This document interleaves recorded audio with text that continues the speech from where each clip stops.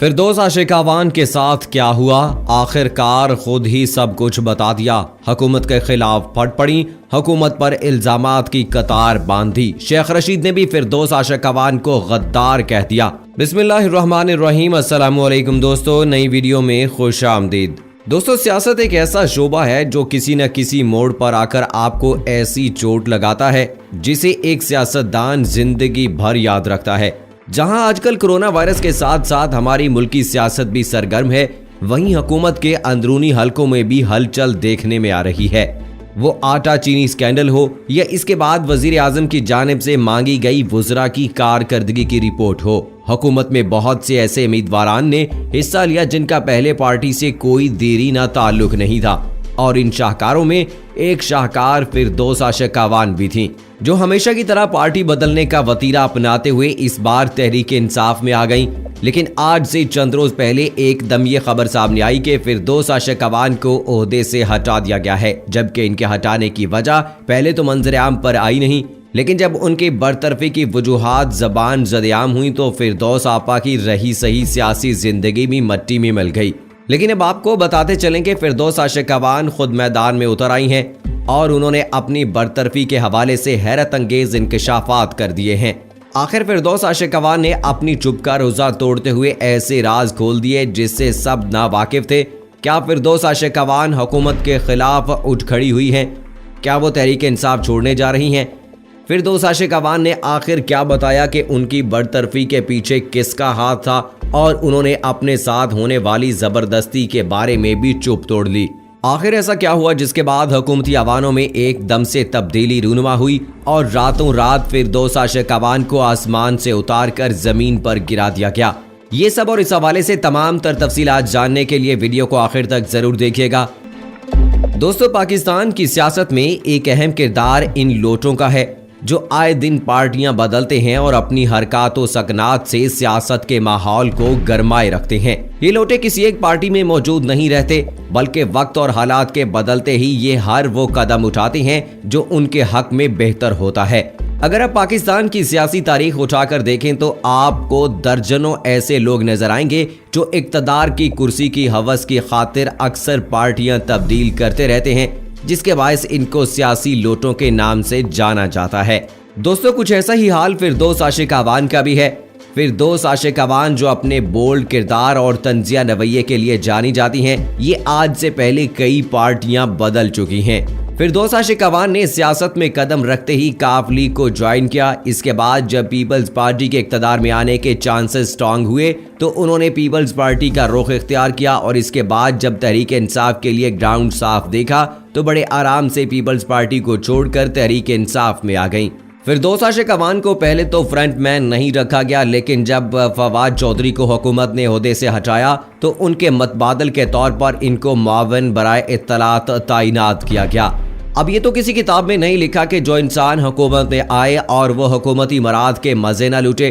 तकरीबन 1 साल से जायद के अरसे में फिरदौस आपा ने अच्छी मौज उड़ाई। वो मौज आज से पहले तो शायद ढकी छुपी थी, लेकिन मुल्क में कोरोना बहरान के हवाले से सुप्रीम कोर्ट के अज खुद नोटिस के बाद वजीर आजम ने अपनी पूरी टीम की कारकर्दगी रिपोर्ट मांग ली। इस हवाले से पूरी टीम ने अपनी कारकर्दगी रिपोर्ट वजीर आजम हाउस में जमा करवाई। रिपोर्ट जमा करवाने के बाद कुछ ऐसी बातें सामने आई जिनसे शायद वजीर आजम इमरान खान खुद भी बेखबर थे।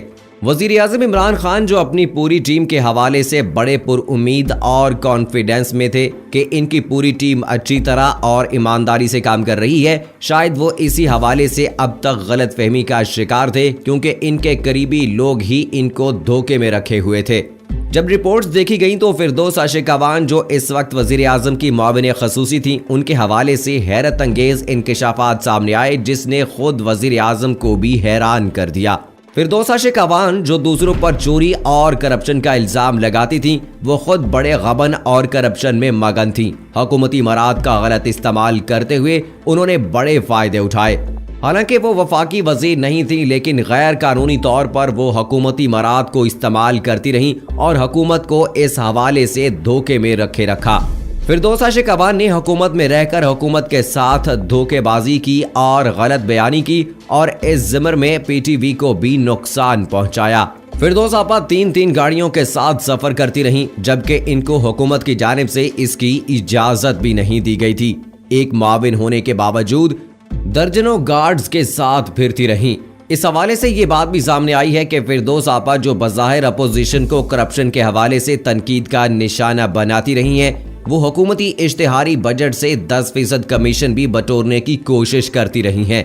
जब वजीर आजम के सामने ये बातें खुली तो उन्होंने किसी भी चीज की परवाह किए बगैर फौरी तौर पर फिरदौस आशिकवान को ओहदे से हटाने का फैसला किया, क्योंकि वो बराह रास्त तौर पर हुकूमती खजाने और इदारों को नुकसान पहुंचा रही थी। जैसे ही उनको ओहदे से हटाया गया तो फिरदौस आशिकवान की जगह साबिक DG ISPR आसिम बाजवा साहब को मुआविन बराए इत्तलात तैनात कर दिया गया और इनके साथ वजीर इत्तलात का कलमदान शिबली फराज के हाथ में थमा दिया गया। पहले जब फिरदौस आशिकवान को ओहदे से हटाया गया तो इस हवाले से वजूहात नहीं बताई गईं, लेकिन एक दिन बाद ही फिरदौस आशिकवान के तमाम तर करतूत सामने आ गए, जिसके बाद हुकूमत ने उनको हटाने का फैसला किया। जहां फिरदौस आपा को हटाने के फौरन बाद फवाद चौधरी ने शायद तंजिया तौर पर नए तैनात किए जाने वाले ओहदेदारान को अपने ट्विटर हैंडल पर मुबारकबाद दी। अब उसके साथ ही शेख रशीद भी मैदान में उतर आए हैं। वफाकी वजीर रेलवे भी फिरदौस आपा के खिलाफ खुलकर अब सामने आए हैं और उन्होंने फिरदौस आपा पर ऐसा जुमला कसा है कि जो इनको काफी देर तक सताता रहेगा। शेख रशीद जो कि अपने चुलबुले अंदाज के लिए माने जाते हैं, उन्होंने फिरदौस आशिकवान की बरतरफी के हवाले से बात करते हुए कहा कि अब नवाज शरीफ की तरह फिरदौस आशिकवान भी ये डंडोरा पीटेंगी कि मुझे क्यों निकाला।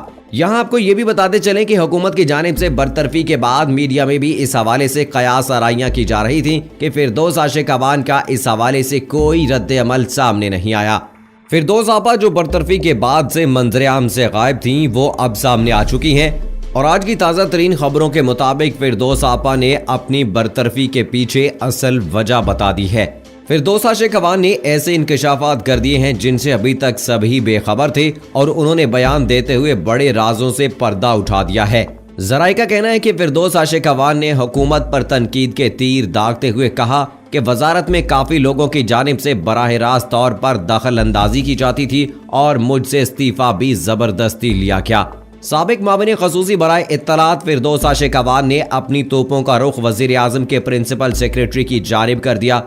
उन्होंने कहा कि वजीर आजम के प्रिंसिपल सेक्रेटरी ने ही जबरदस्ती मुझसे इस्तीफा लिया है। एक निजी टीवी को इंटरव्यू देते हुए फिरदौस आशिकवान ने खुद पर लगाए गए इल्जामात का दिफा भी किया और ये दावा किया कि इनके खिलाफ खबरें जानबूझकर चलवाई गईं।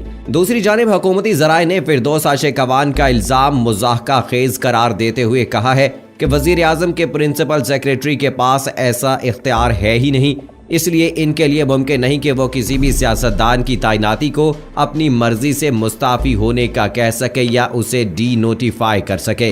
हुकूमती जराए का कहना है कि बहुत से केसेस में वजीर आजम के प्रिंसिपल सेक्रेटरी पर तनकीद करने का मकसद वजीर आजम को हदफ बनाना होता है, जिन पर बराह रास्त तनकीद नहीं की जाती। और शायद फिरदौस आशिकवान भी इस वक्त प्रिंसिपल सेक्रेटरी को इसलिए तनकीद का निशाना बना रही हैं क्योंकि वो बराह रास्त वजीर आजम को कुछ नहीं कह सकती। फिरदौस आशिकवान ने हुकूमत के खिलाफ मुंह खोलते हुए प्रिंसिपल सेक्रेटरी को घेरे में लेने की कोशिश की, लेकिन हुकूमती जराए ने इनके इल्जामात को मुकम्मल तौर पर मुस्तरद कर दिया है। अब इन हालात को देखकर साफ अंदाजा लगाया जा सकता है कि हुकूमत की जानिब से फिरदौस आशिकवान को मुकम्मल तौर पर अलविदा कह दिया गया है और अब फिरदौस आशिकवान के पास किसी दूसरी पार्टी में जाने का ऑप्शन भी नहीं रहा, क्योंकि वो पहले ही तमाम पार्टीज को छोड़कर आ चुकी हैं और शायद इनकी किस्मत में बिलाखिर यही अंत लिखा था। और अब इस हवाले से ये भी कहा जा रहा है कि फिरदौस आशिकवान का सियासी कैरियर खत्म हो चुका है। अब देखना ये बाकी है कि आइंदा आने वाले दिनों में इस हवाले से कुछ मुशय्यद इंकशाफात सामने आते हैं या बस ये मामला यहीं ठंडा पड़ जाएगा। सो दोस्तों, ये तो अरसा दराज से हम देखते आ रहे हैं कि जब तक कोई हुकूमती अरकान के साथ होता है, किसी वजारत के ओहदे पर होता है, तो वजारत की वजह से जो है वो हुकूमत के गुण गाता नजर आता है, लेकिन जैसे ही उसको डी नोटिफाई किया जाता है या ओहदे से हटा दिया जाता है तो वो अक्सर मुखालफत पर उतर आता है और इस तरह की बयानबाजी मीडिया पर आकर करने लगता है। लेकिन अगर दूसरी जानिब देखा जाए तो इससे पहले भी पाकिस्तान तहरीक इंसाफ की हुकूमत में बहुत सारे वज़रा की तब्दीली की गई उसमें पाकिस्तान तहरीक इंसाफ की हुकूमत के वजीर ख़जाना असद उमर जो हैं वो काबिले ज़िक्र हैं, उनको भी हटाया गया। इसके अलावा फवाद चौधरी को भी हटाया गया और भी बहुत सारे वज़रा हैं जिनको उनके ओहदे से हटा दिया गया था। उनकी जानिब से ऐसा कोई बयान सामने नहीं आया, लेकिन फिरदौस आशिक अवान पर जब गबन के हवाले से और खुर्द बुर्द के हवाले से इल्ज़ाम लगाया गया तो शायद अब वो पाकिस्तान तहरीक इंसाफ के ख़िलाफ़ जो है वो खुलकर मैदान में आ चुकी हैं और उन्होंने डायरेक्टली तो नहीं लेकिन प्रिंसिपल सेक्रेटरी के ज़रिए से पाकिस्तान के वज़ीर आज़म इमरान खान को निशाना बनाने की कोशिश की है। सो दोस्तों, आज की वीडियो का अख्ताम इस उम्मीद पर करते हैं कि अल्लाह हमारे पाक वतन को हर दुश्मन और नादान दोस्त से महफूज फरमाए। आमीन सुम्मा आमीन।